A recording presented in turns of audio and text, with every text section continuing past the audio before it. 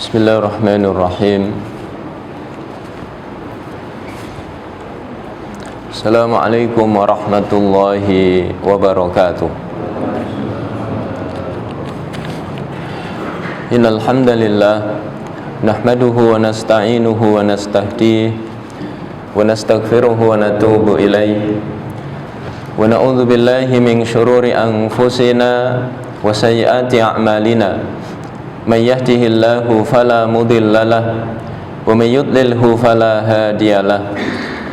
Asyhadu an la ilaha illallah wahdahu la syarikalah wa asyhadu anna Muhammadan abduhu wa rasuluhu la nabiyya ba'dah, amma ba'd. Faqala Allahu azza wa jalla fi muhkami tanzilih, a'udzu billahi minasyaitonir rajim. Wa min ayatihi an khalaqa lakum min anfusikum azwaja litaskunu ilaiha wa ja'ala bainakum mawaddatan wa rahmah inna fi dzalika laayatil liqaumi yatafakkarun. Hadirin hadirat, Bapak Ibu para jamaah yang dimuliakan oleh Allah, alhamdulillah kita bersyukur kehadirat Allah. Kita dikumpulkan oleh Allah di rumah Allah yang mulia, di waktu subuh yang mulia, juga dalam majelis ilmu yang sangat mulia. Mudah-mudahan seluruh kemuliaan ini mengantarkan kita menjadi pribadi-pribadi yang mulia di mata Allah Subhanahu wa taala. Salawat dan salam tidak lupa kita haturkan kepada suri tauladan kita Rasulullah Muhammad sallallahu alaihi wasallam, pada keluarga, para sahabat. Mudah-mudahan kita dimudahkan oleh Allah untuk istiqamah di atas sunnah-sunnah beliau hingga akhir hayat kita.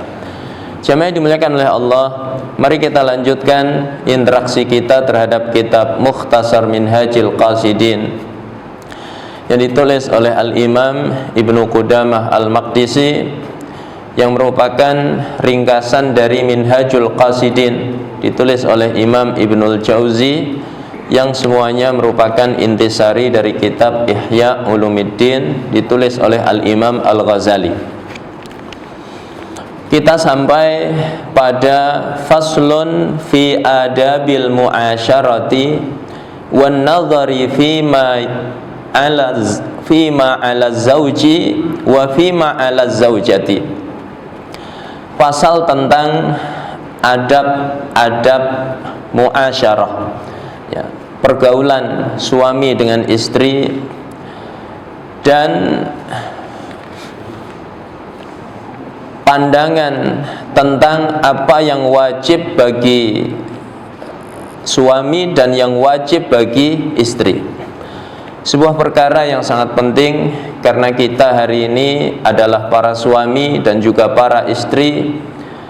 Maka bagaimana kita menjadi pribadi yang terbaik, yang kata Nabi, khairukum li ahlihi wa ana khairukum li ahli. Yang terbaik di antara kalian adalah yang terbaik terhadap keluarganya, dan aku, kata Nabi, adalah orang yang terbaik di antara kalian terhadap keluargaku. Jadi standar kebaikan di mata Allah dan Rasulnya, selain diukur dari aspek hablum minallah, ya, sholat kita, puasa kita, qiyamul lail kita, juga diukur dari hablum minan nas. Di antaranya adalah terhadap keluarga. Mengapa keluarga ini menjadi standar kebaikan? Karena jamaah dimuliakan oleh Allah, keluarga ini adalah orang-orang yang berada penuh dalam kekuasaan kita sebagai kepala keluarga. Maka di sana sudah tidak ada lagi gengsi, tidak ada lagi jaib, karena mereka betul-betul orang yang ada dalam kekuasaan kita. Terkadang seseorang dengan kawannya, maka dia gengsi, dia jaib. Kalau ngajak makan ke warteg malu, maka carinya resto. Resto pun nggak sembarang resto, yang ada bintangnya. itu terhadap kawannya. Sudah kenyang masih disuruh nambah, jangan sungkan-sungkan. Tapi begitu terhadap keluarganya, maka gengsi, jaim itu sudah tidak ada lagi. Maka ada sebagian orang, ya, sebagian suami, di sini nggak ada Pak, di sini soleh semua. Kalau ngajak keluarganya, ya, ke warteg. Hari ini kangkung, ya, besok tempe, ya. Apa sebabnya? Gengsi sudah tidak ada lagi. Makanya Nabi menjadikan standar kebaikan terhadap keluarga, ya, standar kebaikan seseorang di mata Allah adalah kebaikannya terhadap keluarganya. Maka bagaimana kita menjadi pribadi-pribadi yang baik terhadap keluarga kita? Amma zauju, adapun suami, fa'alaihi mura'atul i'tidali wal adabi fi isnai asyara amran. Adapun suami, maka wajib baginya memperhatikan keseimbangan. Seimbang itu tidak ekstrim kanan, tidak pula ekstrim kiri. Dia berada di tengah-tengah, ya, adil. Kemudian memperhatikan adab di dalam 12 perkara. Apa saja? Al-awwalu al-walimah fa innaha mustahabbatun. Yang pertama adalah soal walimah, resepsi. Walimah itu hukumnya sunnah, ya. Maka Rasulullah memerintahkan para sahabat untuk menyelenggarakan walimah. Aulim walau bisyatin, ya, selenggarakan walimah meskipun hanya dengan seekor kambing. Jadi kita hidupkan walimah ini dalam rangka menghidupkan sunnah Nabi. Pernikahan ini harus diumumkan, ya, a'linu hadzan nikah, umumkanlah pernikahan ini, ya. Bahkan Nabi perintahkan wadribu, ya, bidufuf, pukullah rebana, dalam rangka mensyiarkan pernikahan. Karena pernikahan ketika tidak disyiarkan, maka bisa menjadi fitnah di tengah manusia, ya. Laki-laki, perempuan bukan saudara, sebelumnya tidak saling kenal, kok tiba-tiba satu hari boncengan. Maka orang-orang yang melihat bertanya, itu siapa yang diboncengin bapak itu, ya? Ternyata istrinya. Rupanya menikahnya secara sirri, secara rahasia. Tidak banyak yang tahu, hanya keluarga terdekat yang tahu. Maka kemudian disunnahkan untuk menyelenggarakan walimah, ya. Tetapi penting, walimah ini diselenggarakan dalam rangka menghidupkan sunnah Nabi, ya. Jangan seperti sebagian orang walimah untuk menjaga gengsi, sehingga banyak sebagian orang yang memaksakan diri sampai berhutang, ya, ratusan juta hanya demi menyelenggarakan walimah. Padahal walimah tidak harus seperti itu, ya. Di rumah pun jadi, ya, di masjid undang jamaah jadi sudah.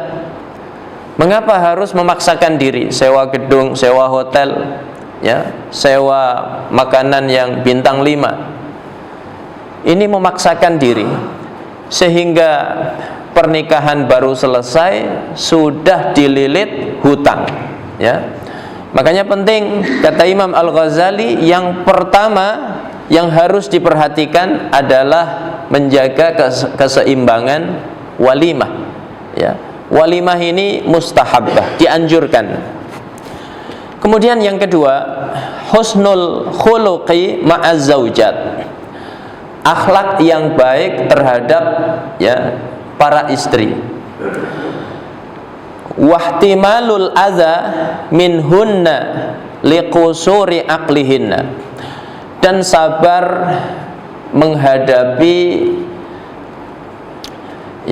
menghadapi ujian dari para istri, karena wanita itu akalnya pendek. Begitu kata Al-Imam Al-Ghazali. Jemaah dimuliakan oleh Allah, pernah saya sampaikan, wanita diberi kekhususan oleh Allah, akalnya itu kurang.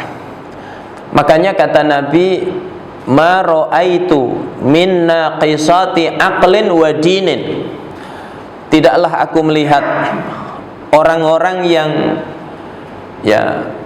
kurang akalnya dan juga agamanya, tapi mampu menundukkan laki-laki yang kuat sekalipun, kecuali kalian para wanita.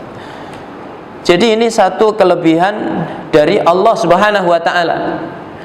Dia dikaruniai akal yang kurang, tapi di sisi yang lain Allah berikan kelebihan yang luar biasa, kesabaran yang tidak sanggup dipikul oleh kaum laki-laki. Maka wanita punya 3 keistimewaan yang laki-laki manapun gak sanggup. Apa itu? Pertama, mengandung. Dia sabar untuk mengandung, tidak dalam waktu yang singkat, tapi dalam waktu yang lama. Berapa lama, Pak? 9 bulan. Bapak kalau ingin merasakan bagaimana susahnya mengandung, cobalah beli semangka yang agak besar sedikit, kurang lebih beratnya 5 kilo. Ikatkan di perut kita pakai selendang. Coba gendong sehari, 2 hari, 3 hari, insya Allah taubat nasuha. Padahal itu mengandungnya di luar, yang kalau capek bisa dicopot. Maka bayangkan istri kita, dia mengandung 9 bulan, tidak bisa dicopot kecuali pada saat melahirkan. Terkadang gara-gara mengandung dia susah untuk makan. Jangankan makan makanan, baru mencium baunya sudah muntah. Maka ada sebagian istri itu yang sampai dirawat di rumah sakit, harus diinfus, harus dimasukkan makanan minuman melalui selang, karena benar-benar tidak bisa makan. Begitu kelebihan seorang wanita. Ini pertama. Kedua adalah melahirkan. Wanita bisa sabar menahan pedihnya melahirkan. Ini banyak para bapak di hadapan saya, kalau istrinya melahirkan kan pasti mendampingi. Nggak ada orang istrinya lahiran ditinggal mancing, pasti didampingi. Maka bapak lihat bagaimana perjuangan seorang wanita ketika melahirkan, mempertaruhkan nyawanya, antara hidup dan mati demi melahirkan buah hatinya. Laki-laki apa sanggup seperti itu? Nggak sanggup. Wong hanya dikhitan sekali langsung taubat nasuha seumur hidup. Betul apa tidak, Pak? Tapi wanita sanggup melahirkan berkali-kali. Orang tua kita dulu, Masya Allah, anaknya banyak-banyak. Ada yang anaknya itu 16, ada yang anaknya 12. Bapak kalau lihat saudara-saudara kita di Palestina, itu anaknya sedikit apa banyak, Pak? Banyak sekali. Ada yang anaknya 15. Pernah datang seorang syekh mengisi safari Ramadan di Masjid Cibubur. Lalu dia ceramah. Di tengah-tengah ceramah ada telepon dari keluarganya, bahwa anaknya lahir 3 sekaligus kembar. Ini yang buat tentara Israel tuh stres. Ini anak kemarin sudah ditembak, kok sekarang muncul lagi? Padahal banyak di sana anak-anak kembar. Jadi jamaah yang dimuliakan oleh Allah, wanita sanggup melahirkan berkali-kali. Yang ketiga yaitu menyusui. Seorang ibu menyusui anaknya 2 tahun lamanya. Ini kehebatan-kehebatan yang Allah karuniakan pada wanita, ya. Maka rumah tangga itu saling melengkapi. Seorang laki-laki Allah beri nilai lebih dari sisi akalnya. Seorang wanita Allah beri nilai lebih dari sisi perasaannya, ya. Maka saling melengkapi. Terkadang seorang wanita dinasehati nggak ngerti-ngerti. Apa sebabnya, Pak? Ya betul kata Nabi, akalnya kurang, ya. Dikasih tahu kalau mandi itu jangan lama-lama. Di kamar mandi kok sampai 2 jam. Kalau dandan jangan lama-lama, ya. 2 jam di depan cermin kok nggak selesai-selesai.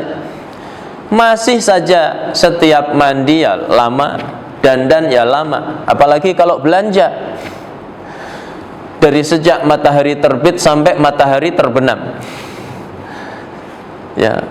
Dari sejak toko buka sampai toko mau ditutup, baru selesai. Maka kata Imam Al-Ghazali, sabar, ya, menghadapi kekurangan wanita, karena wanita seperti itu. Wa fil hadits sahih, di dalam hadis yang sahih, istausu bin nisa'i khaira, ya, terimalah wasiatku ini, kata Nabi, ya, untuk selalu memerintahkan kebaikan kepada wanita, ya. Begitu kata sebagian ulama ketika memaknai hadis ini. Fa innahunna khuliqna min dhila. Apa sebabnya? Wanita itu diciptakan dari tulang rusuk. Jadi tulang rusuknya Nabi Adam yang sebelah kiri. Fa inna a'waja ma fid dhilai a'lahu, dan yang paling bengkok, ya, dari tulang rusuk itu adalah bagian atas. Maka sebagian ulama memaknainya adalah lisannya, sebagiannya memaknai akalnya, ya, sebagiannya memaknai hati, dan tiga-tiganya ini saling berhubungan. Akal itu terhubung dengan hati, dan cerminnya diantaranya adalah lisan, ya. Maka para suami diperintahkan untuk selalu sabar menghadapi kekurangan istrinya, ya. Terutama biasanya kekurangan istri itu tercermin melalui lisannya, ya. Sering para ustadz, para dai menyampaikan, ya, di dalam resepsi pernikahan, kalau suami sedang marah, maka para istri itu hendaknya diam, ya, karena ketika marah itu panas, maka panas ini harus diredam dengan sesuatu yang dingin seperti air. Maka para ibu kalau suaminya sedang marah, jadilah seperti air, ya, diam. Maka ada sebagian istri, ya, di sini nggak ada, di sini solehah semua, pakai shot, ya, bahkan campur dot, saking solehahnya. Kalau suaminya marah, dia ikut marah. Suaminya ngomong, dia ikut ngomong. Bapak kalau lagi marah, kemudian dibantah, itu kira-kira emosi turun apa tambah naik, Pak? Ya. Maka kita para suami diperintahkan untuk sabar, ya. Wanita ya seperti itu. Fa in dhahabta tuqimuhu kasartahu. Kalau kamu paksa meluruskannya, maka dia akan patah, ya. Istri kalau sering dimarahi, Pak, nanti hatinya patah, ya. Kalau patah, maka dia lebih banyak diam, ya, tidak banyak bicara. Jadi kalau istri bapak kok bicaranya banyak, itu tandanya hatinya sehat. Tapi kalau diam saja, ya, seperti patung, itu bapak harus waspada. Itu tandanya hatinya apa? Patah. Maka nanti pulang ngaji sampai rumah kok diomeli istri, alhamdulillah istri saya hatinya sehat, ya. Begitu tabiat wanita. Wa in taraktahu lam yazal a'waj. Tapi kalau kamu biarkan, dia akan terus-menerus bengkok. Maka kita para suami diperintahkan untuk terus menasehati wanita. Wanita kalau dinasehati lembut, maka insya Allah dia bisa menerima. Tapi kalau keras kita menasehati, nanti hatinya patah. Fastausu bin nisa'i khaira. Maka terimalah wasiatku untuk selalu berpesan kebaikan kepada para wanita. Kemudian kata Imam Al-Ghazali, wa'lam annahu laisa husnal khuluqi ma'al mar'ati kafful adza anha bal ihtimalul adza minha. Nah ini penting. Kata Imam Ghazali, tidaklah termasuk akhlak yang baik menghilangkan gangguan dari para wanita. Begitu istrinya ngomong kemudian langsung dipatahkan, diam kamu. Begitu istrinya memberi usulan langsung ditolak. Pokoknya dipatahkan sepatah-patahnya. Ini tidaklah akhlak yang baik kata Nabi. Tapi akhlak yang baik itu bagaimana? Bal ihtimalul adza minha. Sabar menghadapi gangguan istrinya, kekurangan istrinya. Istrinya lambat, maka suaminya sabar. Mau kondangan, nunggu istrinya mandi dandan 2 jam belum keluar, sabar. Nemenin istri belanja, sudah ditinggal ngopi, sudah ditinggal makan siang, sudah ditinggal telepon-teleponan dengan kawannya. 10 kawan sudah ditelepon semuanya, nggak turun-turun istrinya. Sabar. Begitu contoh dari Rasulullah sallallahu alaihi wasallam. Wal hilmu ala taishiha wa ghadabiha. Begitu pula sabar di dalam menghadapi kerasnya hatinya serta amarahnya. Terkadang wanita kalau marah tidak terkendali. Piring pecah, gelas pecah, apalagi kalau dia sedang capek lalu bersih-bersih rumah. Nah, itu semuanya kena imbasnya. Sampai kata sebagian orang, yang paling menakutkan di muka bumi ini bukan kuntilanak, tapi apa Pak? Nah, seorang wanita ketika sedang beres-beres rumahnya, semua kena omel, suaminya kena, anak-anaknya kena semua. Maka kita para suami diperintahkan oleh Nabi untuk sabar, iqtidaan bi Rasulillah sallallahu alaihi wasallam, dalam rangka mencontoh Rasulullah sallallahu alaihi wasallam. Rasulullah hebat itu bukan cuma dari sisi ibadah hablum minallah. Beliau qiyamul lailnya masya Allah. Dalam hadis Hudzaifah ibnul Yaman, Hudzaifah mengikuti qiyamul lailnya Nabi. Maka faftataha bil Baqarah, memulai dengan surat Al-Baqarah. Kata Hudzaifah, sepertinya Nabi ruku ayat 100. Ternyata enggak, 100 lanjut terus. Maka kata Hudzaifah, berarti Nabi khatamkan Al-Baqarah dalam 1 rakaat. Al-Baqarah khatam. Apakah Nabi ruku? Tidak. Lanjut An-Nisa 176 ayat, lanjut Ali Imran 200 ayat. Ini hablum minallahnya Nabi, masya Allah, luar biasa. Tapi dalam muamalah terhadap istri juga luar biasa. Kita hari ini kebanyakan mengetahui keteladanan Nabi itu hanya dari sisi hablum minallah. Padahal keteladanan beliau itu paripurna, termasuk dalam kehidupan rumah tangga. Maka kalau rumah tangga kita ingin baik, contohlah rumah tangga Nabi. Bapak kalau ingin menjadi suami yang terbaik, contohlah Nabi. Bagaimana Nabi itu? Fafis sahihain, dalam Sahih Bukhari dan Sahih Muslim, min hadits Umar radhiyallahu anha, dari hadisnya Umar semoga Allah ya radhiyallahu anhu, semoga Allah meridainya, anna azwajan nabi kunna yuraji'nahu wa tahjuruhu ihdahunna al-yaum ilal lail wal haditsu masyhur. Dalam riwayat Umar itu dijelaskan ya, istri-istri Nabi membantah Nabi ya.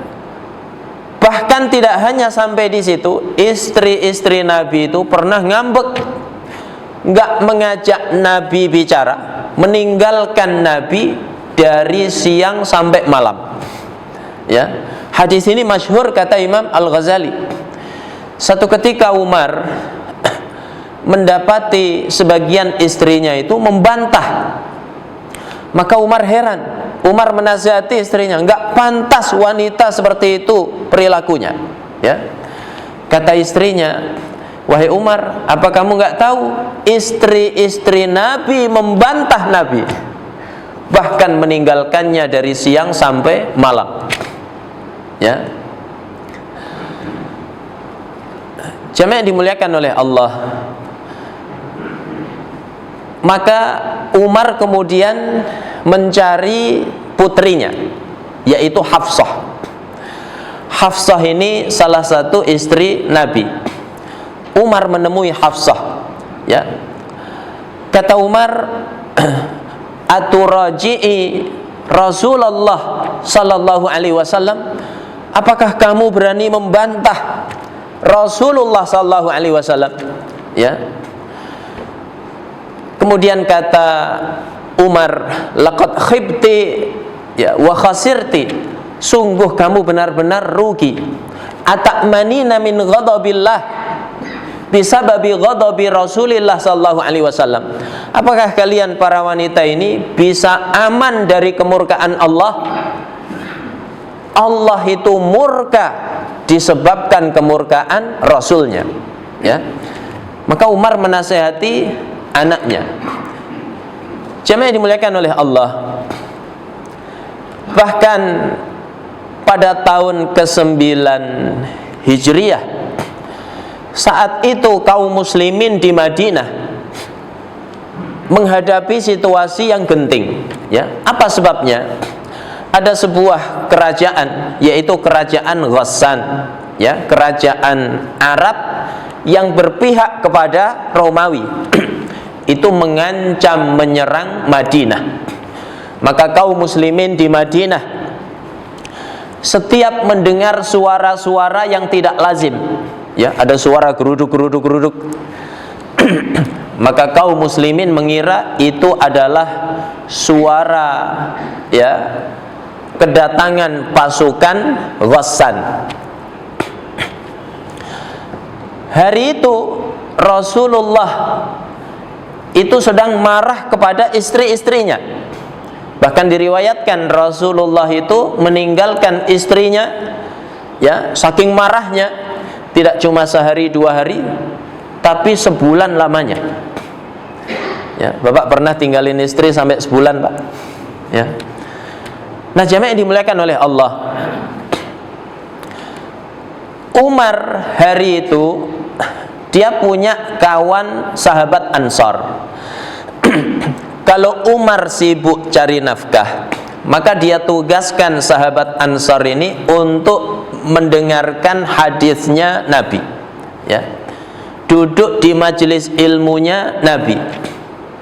Begitu kedudukan majelis ilmu di mata para sahabat. Majelis ilmu itu penting. Seolah-olah tidak boleh seseorang itu absen dari majelis ilmu kecuali karena uzur yang syar'i. Ya, apa contoh uzur yang syar'i? Seperti mencari nafkah. Tapi hari ini zaman berubah, ya. Majelis ilmu itu seolah-olah tidak penting. Maka untuk absen dari majelis ilmu itu mudah sekali. Tidak perlu uzur yang syar'i, ya. Bahkan sekedar pertandingan bola, nah, itu sudah cukup meliburkan majelis ilmu, ya. Nah, jamaah yang dimuliakan oleh Allah, Umar saat itu bekerja mencari nafkah yang halal. Maka yang ditugaskan mendengarkan hadis-hadis Nabi adalah sahabat Ansar ini. Dan Umar membagi hasil mencari nafkah itu jadi dua, ya, setengah untuk Umar, setengah untuk sahabat yang ditugaskan mencari ilmu kepada Nabi tadi. Maka sahabat Ansar ini menemui Umar, ya, dia mengetuk pintunya Umar. Assalamualaikum. Waalaikumsalam. Ya, kata sahabat itu, iftahil bab, buka pintunya. Iftahil bab, buka pintunya. Seolah-olah ada sesuatu yang sangat penting yang hendak dia sampaikan. Maka Umar bertanya, ayati Ghassan, apakah pasukan kerajaan Ghassan sudah tiba? Ya.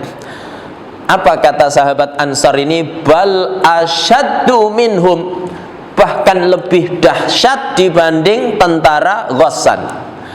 Apa itu? Rasulullah meninggalkan istri-istrinya sebulan lamanya. Ya. Jemaah yang dimuliakan oleh Allah. Maka apa, ya, di antara sebabnya?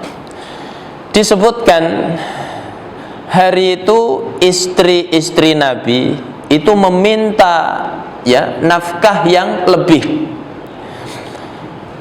Maka turun ayat yang tegas menegur mereka. Ya, ya ayyuhan nabi, ya, dalam surat Al-Ahzab ayat 28-29. Ya ayyuhan nabi, qul li azwajika in kuntunna turidnal hayatad dunya wa zinataha fata'alaina umatti'kunna wa usarrihkunna sarahan jamila. Wa in kuntunna turidnallaha wa rasulahu wad daral akhirah fa innallaha a'adda lil muhsinati minkunna ajran azima. Wahai Nabi, katakan kepada istri-istri kamu, kalau kalian menginginkan kehidupan dunia, perbendaharaan dunia, maka kemarilah aku, ya, beri kalian mut'ah dan aku cerai dengan, ya, sebaik-baiknya. Tapi kalau kalian mengharapkan Allah dan Rasulnya, mengharapkan negeri akhirat, maka ketahuilah Allah telah siapkan untuk kalian pahala yang besar, yaitu surga. Maka ketika ayat ini turun, pertama Rasulullah menemui Aisyah. Ya, Rasulullah temui Aisyah. Rasulullah sampaikan pesan dari Allah itu. Ya, kata Nabi, aku hendak menyampaikan kepadamu sesuatu. Fala alaiki an tasta'jili hatta tastamiri walidaiki. Kamu tidak perlu terburu-buru, musyawarahkanlah dengan kedua orang tuamu. Ya. Apa itu? Nabi membacakan ayat ini. Kalau kamu menginginkan dunia, maka aku akan berikan kepadamu mut'ah, ya, harta, dan aku akan ceraikan kamu. Tapi kalau kamu mengharapkan Allah dan Rasulnya, mengharapkan negeri akhirat, maka ketahuilah Allah siapkan untukmu surga. Maka Aisyah kemudian menjawab, ya, akhtarullaha wa rasulah, ya, wad daral akhirah. Aku lebih memilih Allah, Rasulnya, dan juga negeri akhirat. Maka Rasulullah pun bergembira mendengar jawaban Aisyah. Lalu Rasulullah mendatangi istri-istri yang lain, ya, mengatakan hal yang sama, dan mereka pun menjawab seperti jawaban Aisyah. Ini kehidupan rumah tangga Nabi, tidak lepas dari cobaan. Ya, maka kita hari ini kalau mengatakan, Ustadz, saya kan sudah hijrah, istri saya pun sudah hijrah, kok rumah tangga kami masih tetap ada ujiannya. Dunia ini adalah negeri ujian. Kapan kita terbebas dari ujian itu, Pak? Ya, di surga. Jadi kalau ingin bebas dari ujian, maka tempatnya bukan di dunia, tapi tempatnya adalah di surga. Ini rumah tangga Nabi, ya, ada badai di sana. Kemudian disebutkan juga dalam satu riwayat, ketika Abu Bakar As-Siddiq datang ke rumah Nabi, ya, saat itu Nabi bersama Aisyah. Maka Aisyah itu terdengar membantah Nabi. Maka Abu Bakar marah. Abu Bakar kemudian mengangkat tangannya, ya, siap-siap untuk memukul putrinya. Orang tua mendidik anak kan tidak salah. Maka Rasulullah melihat itu kemudian mencegah Abu Bakar. Rasulullah melarang Abu Bakar memukul Aisyah. Kemudian Abu Bakar pun pulang, ya. Tapi kemudian setelah berapa hari, Rasulullah dan Aisyah itu kembali rukun, ya, bercanda satu sama lain. Abu Bakar kemudian datang. Kata Abu Bakar As-Siddiq, ya, adkhilani fi silmikuma kama adkhaltumani fi harbikuma. Ya, libatkan aku dalam akurnya kalian sebagaimana kalian melibatkan aku dalam perang kalian. Ya. Jadi rumah tangga Nabi itu juga tidak lepas dari, ya, cobaan. Maka ada satu pelajaran penting di sini. Kalau rumah tangga sedang diuji, maka jangan melibatkan orang lain, termasuk orang tua, termasuk mertua, ya. Nah, cukup diselesaikan suami dan istri. Kalau diselesaikan berdua, maka insya Allah selesainya cepat. Tapi kalau melibatkan pihak ketiga, maka dikhawatirkan malah tidak selesai, ya. Kemudian juga dalam riwayat, Rasulullah pernah marah kepada Aisyah. Maka Rasulullah perintahkan Aisyah untuk memejamkan matanya. Maka Aisyah takut jangan-jangan Rasulullah benar-benar marah, ya. Ternyata apa setelah itu? Rasulullah memeluk Aisyah, ya. Rasulullah memanggil, wahai Humairah, ya, memelukmu itu menghilangkan kemarahanku, ya. Jadi bapak kalau lagi marah itu bukan banting ini banting itu, tapi disuruh untuk memeluk istrinya, maka insya Allah amarahnya reda, ya. Jadi di antara perkara yang harus diperhatikan oleh suami, sabar menghadapi kekurangan istri dalam rangka mencontoh Rasulullah SAW. Kemudian yang ketiga, ayyuda'ibaha wa yumazihaha, ya, ya, bercanda kemudian, ya, bercumbu kepada istri.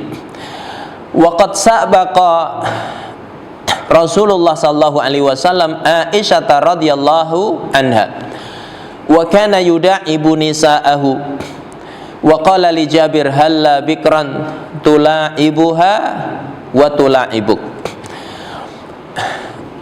Rasulullah itu satu hari lomba lari dengan Aisyah, ya. Kadang Aisyah yang menang. Ketika Aisyah masih kurus, maka Aisyah yang menang. Tapi begitu Aisyah sudah mulai gemuk, maka Rasulullah yang menang, ya. Jadi romantis, Pak. Suami istri jogging pagi bersama, ya. Bulu tangkis, olahraga bersama, ya. Jalan-jalan ke taman komplek bersama. Begitu, ya, di antara sunnah Nabi. Jadi nggak melulu suami itu selalu serius dengan istrinya. Kalau ketemu pasti ceramah. Nggak selalu seperti itu. Ya, dek sini dek, duduk. Innal hamdalillah. Nggak selalu seperti itu. Ya, kehidupan rumah tangga Nabi itu ya juga diwarnai dengan candaan. Dan Rasulullah satu hari memerintahkan Ibnu Abdillah radhiyallahu anhu untuk memilih gadis di dalam menikah. Halla bikran, mengapa kamu nggak cari yang gadis? Tulaibuha wa tulaibuk. Ya, kamu bisa bermain dengannya, dia pun bisa bermain denganmu. Ya. Jadi perlu sekali-kali dalam kehidupan rumah tangga itu ada bercanda, ya, ada bermain. Perlu sekali-kali bapak ajak keluarga jalan-jalan, ya. Kalau ada rezeki ya ke puncak, ke pantai Anyer sana. Kalau lagi tidak ada rezeki ya cukup di taman kompleks saja. Kan nggak banyak biayanya, ya. Lihat bubur ayam, makan bersama, ya. Ini dalam rangka menjaga keharmonisan rumah tangga, dan itu termasuk sunnah Nabi. Ar-rabi', yang keempat, ayyakuna dzalika biqadarin. Semua itu dengan kadar, ya, yang wajar. Wala yambasitu fid da'abati ila an tasquta hay'atuhu bil kulliyah indal mar'ah. Jangan sampai berlebihan di dalam bercanda sehingga menjatuhkan wibawa suami di hadapan istri. Ya, bercanda perlu, tetapi porsinya harus wajar. Jangan berlebihan, ya, setiap hari, setiap saat. Nah, karena terlalu banyak bercanda dengan istrinya, maka wibawanya jatuh. Biasanya istrinya taat, karena suaminya sering bercanda, maka istrinya tidak lagi taat, ya, bahkan ngelunjak, berani nyuruh-nyuruh suaminya, ya. Bal yambaghi ayyaqsuda tariqal iqtisad. Maka hendaknya kalau bercanda itu ya pertengahan, ya, jangan berlebihan, tapi juga jangan sampai tidak sama sekali, ya, sehingga rumah tangga terasa hambar. Wa qad rawaina an Umar ibn al-Khattab radhiyallahu anhu annahu ataba ala ba'di ummali. Kami telah meriwayatkan dari Umar bin Khattab radhiyallahu anhu.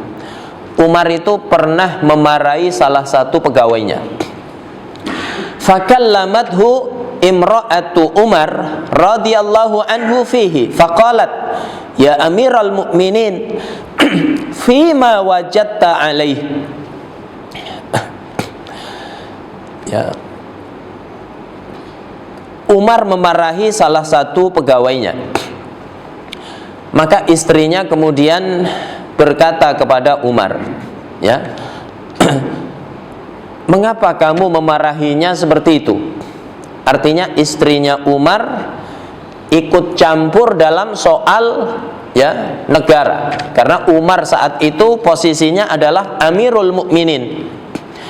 Qala, maka Umar berkata dengan tegas, ya aduwatallah, wa fima anta wa hadha, innama anta lu'bah yul'abu biki summa tutrakin. Musuh Allah, ya, ngapain kamu ikut campur dalam soal ini? Kamu itu cuma mainan, dipakai bermain, setelah itu ditinggal, ya. Jadi artinya apa? Dalam satu kesempatan, ya, diperlukan ketegasan, tapi dalam sisi yang lain diperlukan bercanda. Jangan berlebihan bercanda sehingga, ya, wibawa suami jatuh di hadapan istrinya. Jangan pula dalam rumah tangga tidak ada bercanda sama sekali sehingga terasa kaku rumah tangganya. Kemudian yang kelima, al-i'tidal fil ghirah. Pertengahan di dalam cemburu, ya. Biasanya yang sering cemburu itu suami apa istri, Pak? Ya, kata suaminya istri, Ustaz. Ya, kata istri suami, Ustaz. Cemburu itu kalau porsinya tepat maka indah, ya. Tapi kalau berlebihan, ini bisa menjadi bumerang dalam rumah tangga. Makanya kata Imam Al-Ghazali, ya, ini nasihat kepada para suami, pertengahanlah di dalam masalah cemburu. Jangan berlebihan, tapi juga jangan tidak sama sekali, ya. Wa huwa alla yataghafala an mabadi'il umur allati yuhsha ghawailuha, yaitu jangan sampai melalaikan, ya, perkara-perkara yang prinsip yang dikhawatirkan bisa menimbulkan keburukan, ya. Bapak kalau lihat istrinya misalnya ditelepon kawan wanitanya semasa kuliah, maka nggak perlu cemburu, ya. Ini di samping suami sibuk teleponan misalnya, nggak perlu cemburu. Apa sebabnya? Yang nelpon kawannya perempuan juga.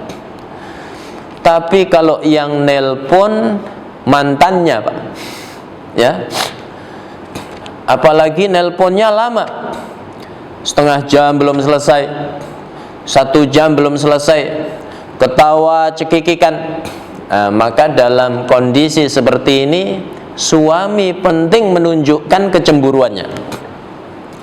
Siapa yang nelpon lama sekali? Wah, orang ini jangan, matiin, ya. Maka rumah tangga terasa indah, suami menunjukkan cintanya kepada istrinya. Apa sebabnya? Ini perkara prinsip. Kalau dibiarkan nanti bisa-bisa terjatuh dalam keburukan. Diawali teleponan, nanti janjian ketemuan, ya, maka terjadilah apa yang tidak diinginkan dalam rumah tangga, ya.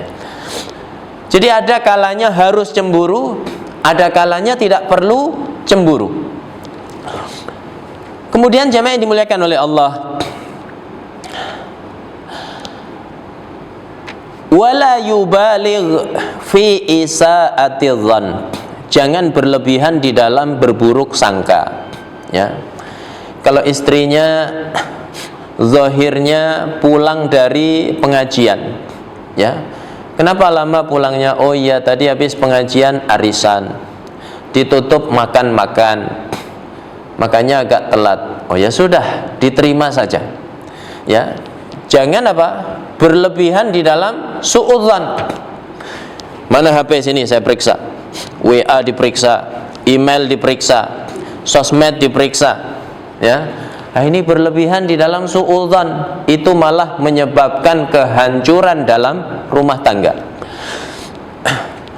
Kemudian jamaah yang dimuliakan oleh Allah, waqad naha an-nabiyyu ayyatruqar rajulu ahlahu lailan. Makanya Nabi itu melarang seseorang masuk ke dalam rumahnya di waktu malam. Nabi kalau safar kemudian pulangnya malam, maka Nabi tidak ke rumah, tapi Nabi ke masjid, ya, sholat di masjid, iktikaf di masjid. Begitu sudah siang, maka beliau pulang ke rumah, ya. Apa sebabnya? Terkadang wanita ketika tengah malam itu dalam keadaan yang tidak siap menyambut suaminya. Kadang karena suaminya safar, maka dia tidak ngurus dirinya, tidak dandan, ya, sudah 2 hari nggak mandi, pakaian seadanya, ya, sudah dipakai masak, dipakai ngepel, dipakai tidur pulang. Nah, itu baunya kebayang, Pak. Tiba-tiba suaminya datang. Makanya Nabi mengatakan, ya, tidak semestinya seorang suami itu mengetuk rumahnya pada waktu malam. As-sadis, yang keenam, al-i'tidal fin nafaqah wal qasdi dunal israf wa taqtir. Pertengahan di dalam memberi nafkah, ya. Tidak berlebihan, jor-joran sampai ATM suami dipegang istri, ya. Begitu mau ke kantor minta istrinya, "Dek, minta bensin, minta tol," ya, maka jatuh wibawanya. Padahal dia yang kerja, ya, dia yang mencari rezeki, tapi yang memegang istrinya. Ini tidak tepat. Ya, memanjakan istri dengan nafkah yang berlimpah. Ya, disuruh shopping, sudah capek shopping offline, shopping online dek sekarang. Ya, Shopee sudah habis, buka coba Lazada. Ini tidak tepat, ini israf, ya, ini berlebihan. Kita tidak tahu bagaimana, ya, nasib kita di masa yang akan datang. Bisa jadi sekarang berjaya, rezekinya berlimpah, jabatannya tinggi, ya, tapi siapa yang tahu satu saat perusahaannya kolab. Ya, seperti yang terjadi ketika COVID. Ya, banyak perusahaan-perusahaan besar tiba-tiba gulung tikar. Banyak orang yang stres mendadak. Biasanya gajinya 50 juta sebulan. Ya, gaya kehidupannya hedon. Tiba-tiba habis secara total. Ditambah lagi dia sudah mengkondisikan istrinya untuk hidup mewah, anaknya hidup enak, nggak siap hidup susah, ya, maka akhirnya dia pun kewalahan pontang-panting sampai akhirnya stres. Jadi jangan berlebihan, tapi juga, ya, jangan takdir, pelit, ya, sampai untuk sesuatu yang pokok tidak mau ngasih. Ya, ini awal tahun waktunya bayar sekolah, nanti aja itu, ya, nggak dikasih. Ini beras habis, ya, nggak dikasih juga. Padahal ini sesuatu yang pokok, yang kalau suami tidak mau memberikan, maka istri boleh ngambil sendiri. Ya, maka satu ketika Hindun bintu Utbah, istrinya Abu Sufyan, mengadu kepada Rasulullah SAW. Ya Rasulullah, inna Aba Sufyan rajulun syahih. Ya Rasul, Abu Sufyan itu laki-laki yang pelit. Syahih itu dari kata syuh, ya, artinya pelit. Apa bedanya dengan bakhil dari kata bukhl? Bakhil sama juga pelit, tapi syahih itu lebih parah. Ya, bakhil itu pelit terkait harta yang menjadi miliknya. Dia tidak mau mengeluarkannya untuk orang lain. Itu namanya bakhil, ya. Tapi syahih itu lebih parah dari itu. Bahkan menyangkut rezeki yang Allah berikan kepada hambanya. Rezeki itu dari Allah, bukan dari dia. Maka orang yang syahih ini mudah untuk hasad. Ya, begitu kata Imam Al-Ghazali. Lihat tetangga bangun rumah, rumahnya bagus, 2 lantai, ya. Tetangga itu cari arsitek sendiri, dia bayar pakai uang tabungannya sendiri. Lah kok yang kepanasan tetangga sebelahnya? Ya, itu namanya hasad. Hasad ini muncul dari syahih. Jadi bahkan menyangkut rezekinya Allah yang diberikan kepada hambanya, dia pelit. Ini namanya syahih. Maka kata Hindun, wahai Rasulullah, Abu Sufyan ini laki-laki yang pelit. Loh, itu kan membuka aib, Ustaz. Membuka aib suami di hadapan orang lain. Apa itu boleh? Ya, ulama membolehkan dalam keadaan tertentu. Seperti apa? Seperti ketika seorang wanita mencari solusi dari problematika rumah tangganya, maka dia datang kepada, ya, ustadz, kepada dai, lalu dia menceritakan aib suaminya. Maka ini diperbolehkan dalam rangka mencari solusi, ya. Tapi datangnya bukan ke sembarang orang, orang yang bisa memberi solusi. Kalau Hindun datang kepada Nabi, Nabi bisa beri solusi, ya. Ibu datang ke ustadz misalnya, ya, bapak datang ke ustadz, mengadukan problematika rumah tangga, maka ini diperbolehkan, ya. Yang nggak boleh itu apa? Ngadu ke sembarang orang. Ketemu kawan ngadu, ketemu tukang becak ngadu, ya. Bahkan semua orang diadukan. Seperti apa, Pak? Ngadu di medsos. Nah, ini jangan. Ini membuka aib, ya, pasangan kita di hadapan orang lain. Jamaah yang dimuliakan oleh Allah. Maka Rasulullah kemudian memberikan solusi ketika Hindun bertanya, bolehkah aku mengambil, ya, hartanya Abu Sufyan? Kata Nabi, khudhi ma yakfiki wa ahlaki, ya, bil ma'ruf, atau wawaladaki bil ma'ruf, ambillah yang cukup untukmu dan untuk anak-anakmu dengan cara yang ma'ruf, ya. Jadi berlebihan tidak baik, tapi pelit juga tidak baik. Wala yanbaghi lirrajuli ayyasta'thira an ahlihi bit ta'amit thayyib, ya, fa inna dzalika mimma yuwaghirus sadr.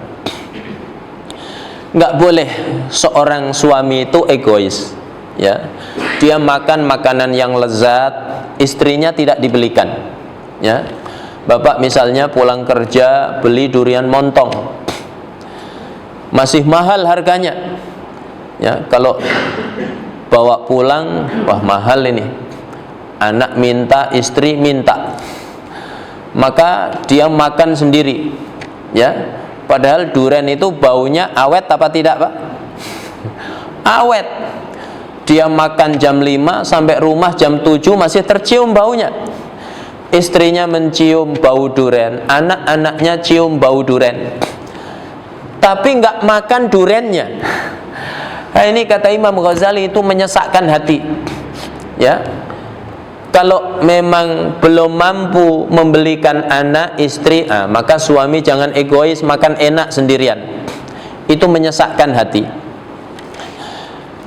Kemudian yang ketujuh, ayyata'allamal mutazawwij min ilmil haidi wa ahkamihi ma yadri bihi kaifa muasyaratul haid.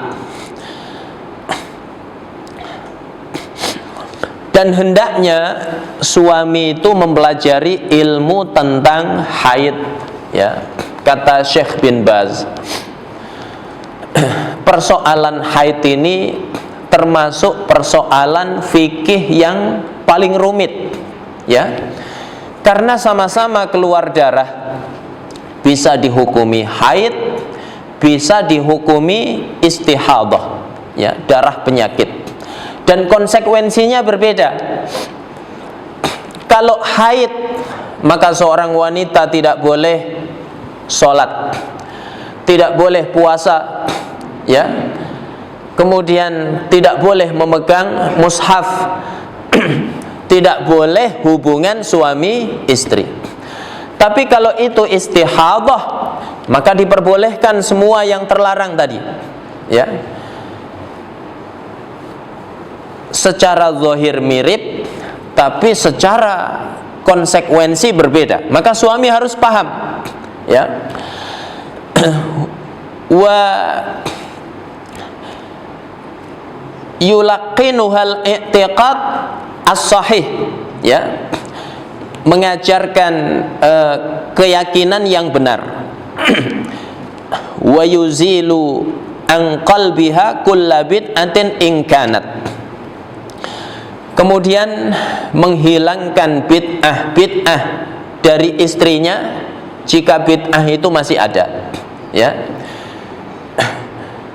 Suami karena dia sudah hijrah, rajin ngaji, maka faham agama, ya. Jimat itu nggak boleh. Tapi begitu dia menikah, rupanya istrinya jimatnya banyak, ya. Maka dia mengajari istrinya, ini nggak boleh, Dek, ya, ini terlarang. wa yu'allimuha ahkamas sholati wal haidi wal istihadah. Kemudian mengajari istrinya hukum-hukum tentang sholat, tentang haid, ya, dan juga istihadah. Ya, ini haid sehari semalam, ya, paling banyak 15 hari. Kalau lebih dari itu maka dihukumi istihadah. Ya, maka istri tetap sholat, ya, tetap puasa dan seterusnya. Tapi kalau belum 15 hari, ya, maka masih dihukumi haid. Fayu'arrifuha annaha idza inqata'a damuha qabla al-maghrib bimiqdari raq'atin fa'alaiha adh-dhuhru wal asru.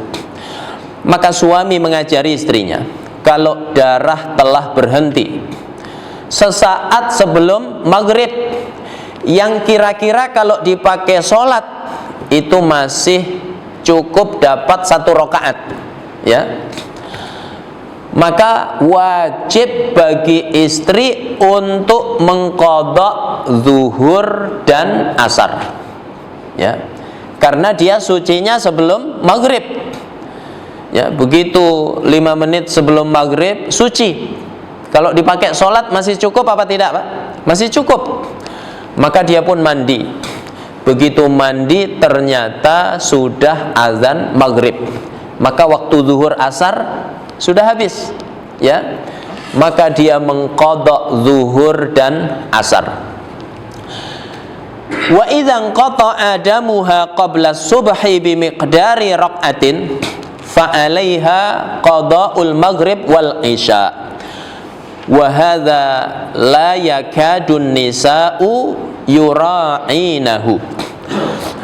Kalau misalnya dia suci beberapa saat sebelum subuh, ya, begitu istri bangun subuh, ya, sekitar 4:30 dia bangun, maka dia lihat darah sudah berhenti, ya, maka dia pun mandi.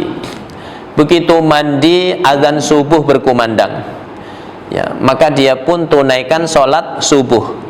Maka setelah itu dia mengqadha sholat maghrib dan sholat isya. Ini perkara penting. Kata Imam Ghazali, banyak wanita yang tidak memperhatikan masalah itu, ya, maka suami wajib mendidik istrinya masalah hukum-hukum seputar haid dan istihadah, ya. Baik, sampai di sini. Kalau ada pertanyaan saya persilahkan. Insyaallah hukum yang ke-8 sampai 12, ya, kita lanjutkan pertemuan berikutnya. Ustaz, tadi soal walimah itu ada hadisnya pukullah rebana, Ustaz. Iya. Artinya musik dibolehkan, Ustaz? Terkait dengan, ya, alat musik, ini ulama, ya, banyak berbicara tentang hukum seputar alat musik. Kalau, ya, rebana, maka tidak ada khilaf di kalangan ulama tentang kebolehannya, ya, karena Rasulullah perintahkan untuk dipukul apa? Rebana, ya. Duf itu kalau bahasa kita hari ini adalah rebana, maka ini dibolehkan. Tapi alat-alat musik, ya, yang lain seperti gitar, ya, seruling, maka ada ulama yang mengharamkannya secara total, ya, ada ulama yang mengharamkannya dengan catatan. Kalau lagu-lagu yang dinyanyikan itu adalah lagu-lagu yang melalaikan, ya, mengajak manusia untuk maksiat, ya, mabuk lagi, judi lagi misalnya, mengajak manusia untuk berzina, maka jelas, ya, itu diharamkan. Tapi ketika isinya adalah ajakan-ajakan kebaikan, ajakan memakmurkan masjid, ya, ajakan untuk berinfak, bersedekah, ya, hanya saja dinyanyikan dengan nyanyian, diiringi dengan alat musik, ya, maka sebagian ulama membolehkan, ya, saya katakan sebagian ulama, ya, membolehkan. Dai yang membahas tentang ini sudah, ya, panjang lebar, jadi saya tidak perlu membahasnya panjang lebar juga, ya. Intinya adalah ini khilafiyah di kalangan ulama, ya, wallahu a'lam bishawab.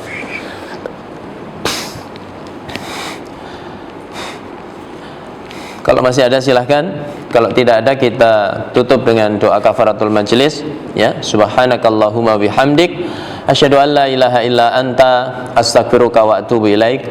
Semoga Allah karuniakan kepada kita ilmu yang manfaat, yang semakin menambah iman dan takwa kita kepada Allah Subhanahu wa taala. Assalamualaikum warahmatullahi wabarakatuh.